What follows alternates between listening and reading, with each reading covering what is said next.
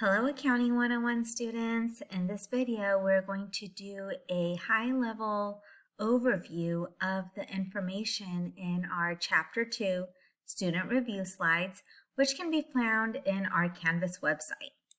So in Chapter 2, we have a few major areas of focus. The first area of focus is the classified balance sheet.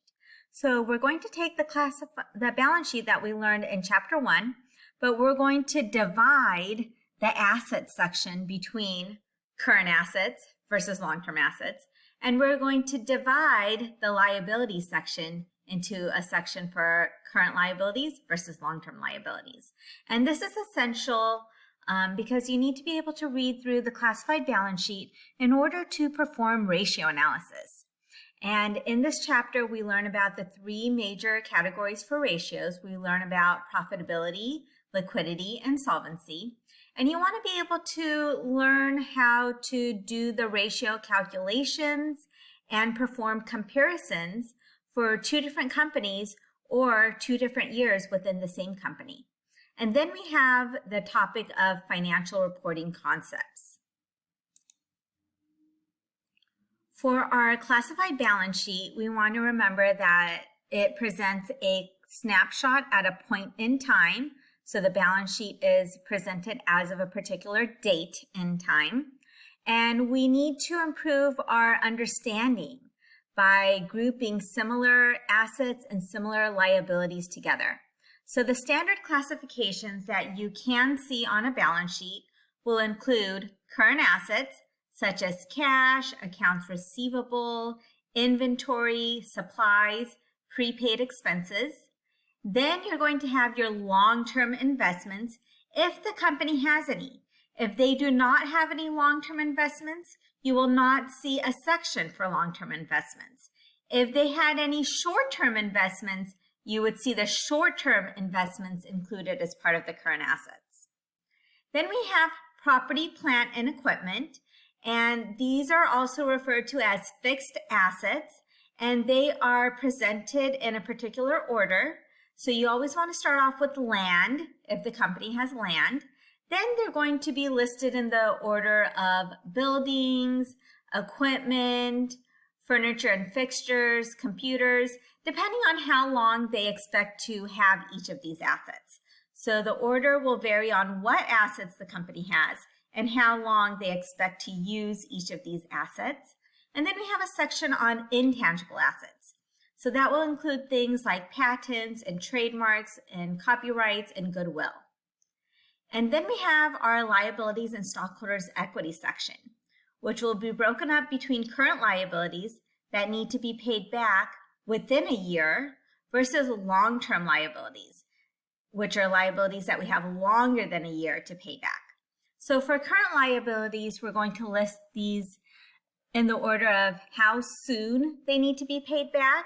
So some of the common items you'll see in the current liabilities section will be the current portion of a long-term debt. You might see accounts payable. That's going to be very much expected for all of the problems that we do in this class. You might see salaries and wages payable, interest payable, and taxes payable. Those are some common accounts that you'll see in current liabilities. And then for long-term liabilities, you would see the long-term portion of a notes payable, as well as a bonds payable if a company has it, or mortgage payable if a company has it. And then within stockholders' equity, at this point in our semester, you should expect to see common stock and retained earnings. And remember, we're going to have the ending retained earnings from the retained earnings statement included within the balance sheet.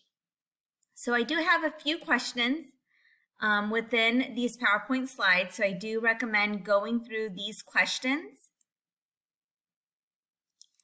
And the next thing that we're going to be talking about is ratios.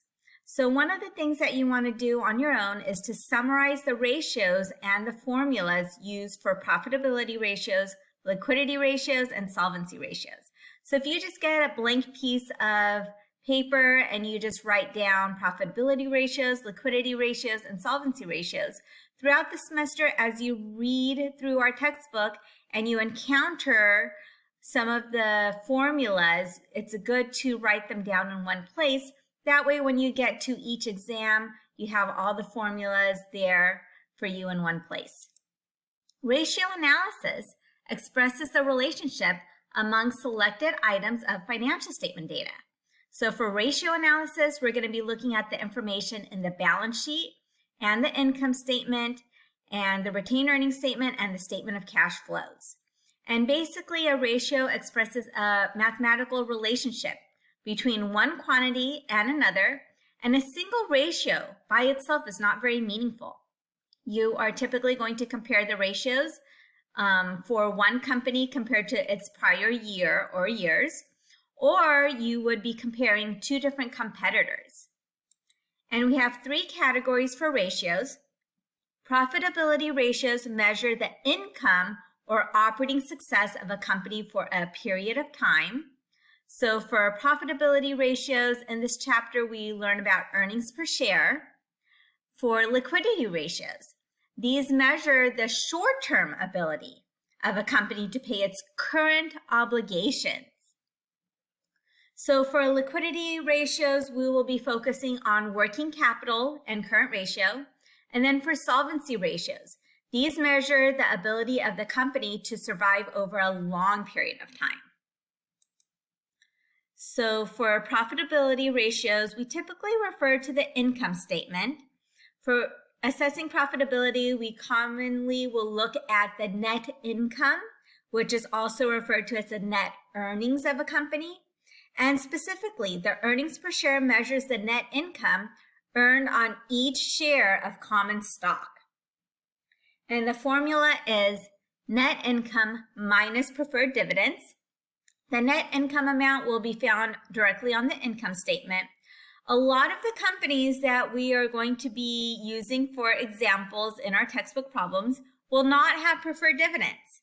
So typically you will include in 0. If you see the word dividends, but it doesn't say preferred in front of it, then you can assume 0 preferred dividends. It has to have the word preferred in front of it. And you're going to divide that by the weighted average common shares outstanding. So we're looking at the number of common shares outstanding, and you need to compute the average. So to compute the average, you're going to take the current year plus the prior year. You're going to add them together and divide by 2. And you need to do the average for each year that you compute the earnings per share ratio. The earnings per share ratio is not a meaningful ratio for comparing the profitability of two different companies because the weighted average number of shares outstanding can vary so greatly from company to company. But it's a very useful measure to compare the same company over a period of time. So I have a review question that you can go over that demonstrates an example of the earnings per share ratio, where we're going to take the net income.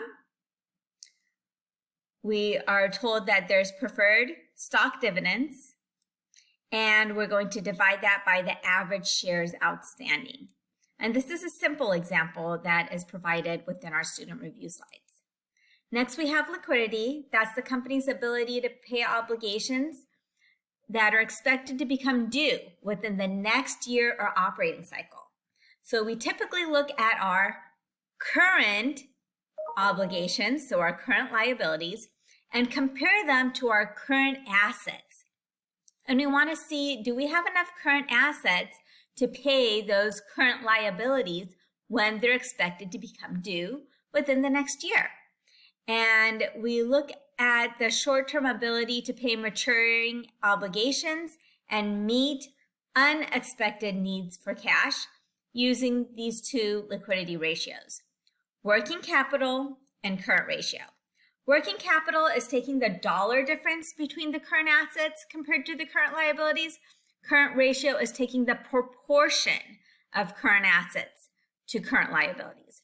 And a higher working capital and a higher current ratio is favorable.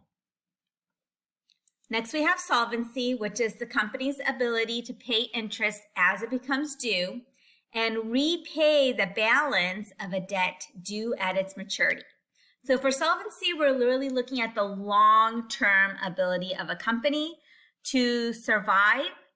And we look at the debt to assets ratio, where we're measuring the percentage of total financing provided by creditors rather than stockholders. So we're going to take the total liabilities amount from the balance sheet and divide that by the total assets. And one thing that is special with the debt to assets ratio is a lower number is better for solvency when using the debt to assets ratio. Another measure that we have for solvency is the free cash flow. And basically it tells us the net cash provided by operating activities after adjusting for capital expenditures and dividends paid. So this information is utilizing the information in the statement of cash flows. So one of our section is the cash flows provided by operating activities. And we're going to subtract out the capital expenditures. Another word for capital expenditures is the purchase of property, plant, and equipment included in the investing activities section. And we're also going to minus the cash dividends that are reported in the financing section in the statement of cash flow. And with the free cash flow, a higher number is better. And the next slide provides an example. So I suggest that you take some time to read this. The next thing that is covered in this chapter is the financial reporting concepts. So Gaap, generally accepted accounting principles, is a set of rules and practices that the accounting profession recognizes as a general guide for financial reporting purposes. So in the United States, the standard setting bodies that we utilize are the Securities and Exchange Commission. So the annual reports for U.S. publicly traded companies, which includes the financial statements, needs to be reported to the SEC. And the Financial Accounting Standards Board is responsible for setting those rules and practices. There is also an International Accounting Standards Board, and in the United States, we have the Public Company Accounting Oversight Board. So you do want to spend some time reading through the qualities of useful information. Accounting information has relevance if it would make a difference in a business decision. And materiality is very important because it tells you the dollar amount that is likely to influence the decision of an investor or a creditor. And faithful representation means that the information accurately depicts what really happened. We also have some qualities of useful information. So the enhancing qualities include comparability, if information is verifiable, if information has the quality of understandability, consistency, and timely. So please take some time to pause this video and read through the student review slides. And then we have the monetary unit and the economic entity assumptions. We also have periodicity and going concern as our assumptions.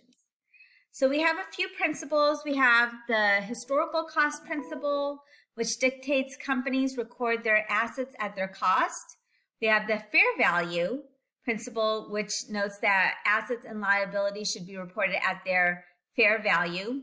The full disclosure principle and the cost constraint principle. So these are all easy things that you can read about in our textbook. I highly recommend taking some time to read through all of these principles in financial reporting to understand what they mean. And hopefully, if you follow along with our study guide, you can include some of the information within there. Thank you for taking the time to watch this video.